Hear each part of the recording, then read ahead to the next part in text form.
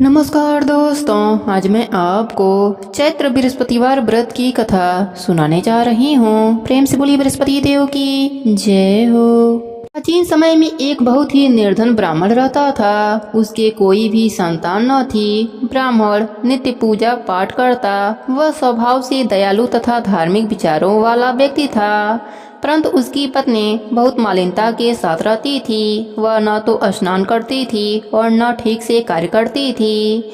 अपने पत्नी की ऐसी आदत के कारण ब्राह्मण देवता बहुत ही दुखी रहते थे। वह अपने पत्नी को बहुत समझाते, किंतु उसका कोई भी परिणाम न निकलता। भगवान की कृपा से ब्राह्मण की स्त्री को कन्या उत्पन्न हुई। वह कन्या ब्राह्मण के घर में बड़ी होने लगी। वह बालिका प्रातः काल ही स्नान करके भगवान विष्णु का जप करती, बृहस्पतिवार का व्रत भी करने लगी। पूजा पाठ समाप्त कर पाठशाला जाती तो अपने मुट्ठी में जौ भर कर ले जाती और पाठशाला जाने के रास्ते में डालती जाती। भगवान बृहस्पति देव की कृपा से वही जौ सोने के हो जाते तो लौटते समय उनको बीनकर घर ले आती। एक दिन वह बालिका सूप में उन सोने के जौ को फटक कर साफ कर रही थी। तभी उसकी माँ ने उसे देखा और कहा, हे बेटी, सोने के जौ को फटकने के लिए सूप भी तो सोने के होने चाहिए। दूसरे दिन बृहस्पतिवार का दिन था। कन्या ने व्रत रखा और भगवान बृहस्पति देव से प्रार्थना करने लगी, हे प्रभु, यदि मैंने सच्चे मन से श्रद्धा पूर्वक आपका पूजन एवं व्रत किया हो तो कृपया मुझे सोने का सूप दे दो। बृहस्पति देव ने उसकी प्रार्थना स्वीकार कर लिया। नित्य की भांति वह कन्या जौ फैलाती हुई पाठशाला चली गई। पाठशाला से लौटकर जब वह जौ बीन रही थी तो बृहस्पति भगवान की कृपा से उसे सोने का सूप प्राप्त हुआ। उस सोने के सूप को वह घर ले आई और उससे जौ साफ करने लगी, परंतु उसकी माँ का आचरण वैसा ही रहा। एक दिन वह कन्या सोने के सूप में जौ साफ कर रही थी। उसी समय अचानक उस नगर का राजकुमार वहां से होकर निकला। कन्या के रूप एवं कार्य को देखकर राजकुमार कन्या पर मोहित हो गया।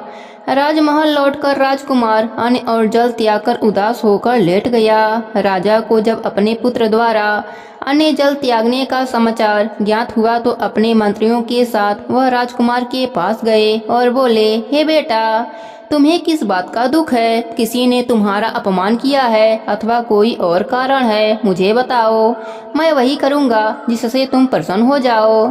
राजकुमार अपने पिता की बातें सुने तो वह बोला, आपकी कृपा से मुझे किसी भी प्रकार का कष्ट नहीं है। किसी ने मेरा अपमान भी नहीं किया है, परंतु मैं उस कन्या के साथ विवाह करना चाहता हूँ जो सोने के सूप में सोने का जौ फटक रही थी।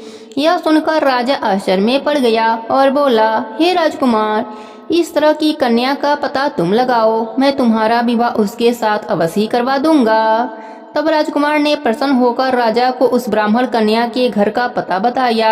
राजा के आदेश पर मंत्री उस कन्या के घर गए और राजा का आदेश ब्राह्मण को कह सुनाया। कुछ ही दिन बाद ब्राह्मण कन्या का विवाह राजकुमार के साथ हो गया। घर से कन्या के विदा होते ही उस ब्राह्मण के घर में पहले की ही तरह निर्धनता वास करने लगी। अब भोजन के लिए अनाज भी बड़ी मुश्किल से मिलता था।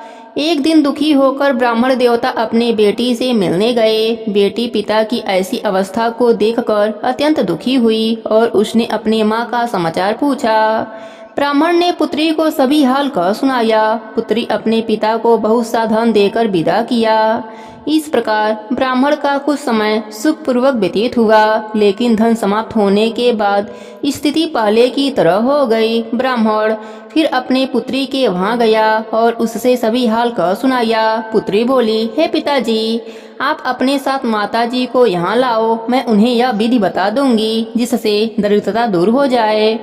ब्राह्मण देवता अपनी पत्नी को साथ लेकर राजमहल अपनी पुत्री के पास पहुँचे तो पुत्री अपने माँ को समझाने लगी, हे माँ, तुम सुबह उठकर सर्वप्रथम स्नान आदि करके भगवान विष्णु का पूजन किया करो तो सब निर्धनता दूर हो जाएगी।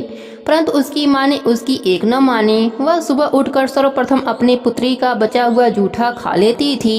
एक दिन उसकी बेटी को अपने माँ पर बहुत गुस्सा आया। उसने एक रात एक कोठरी से सारा सामान निकालकर अपने माँ को उसमें बंद कर दिया। प्रातः कोठरी से अपने माँ को निकालकर तथा स्नान आदि करा के पूजा पाठ करवाया तो उसकी माँ की बुद्धि ठीक हो गई। इसके बाद वह प्रतिदिन पूजा पाठ करती और प्रत्येक बृहस्पतिवार का व्रत भी रखने लगी।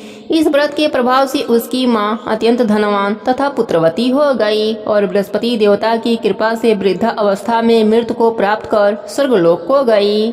वह ब्राह्मण भी सुख पूर्वक इस लोक का सुख भोग कर स्वर्गलोक को प्राप्त हुआ। हे बृहस्पति देव, अपने सभी भक्तों पर अपनी कृपा बनाए रखना। कहानी अधूरी हो तो पूरी करना, पूरी हो तो मान रखना, सबके व्रत को पूर्ण करना। प्रेम से बोलिए बृहस्पति देव की जय हो, विष्णु भगवान की जय हो।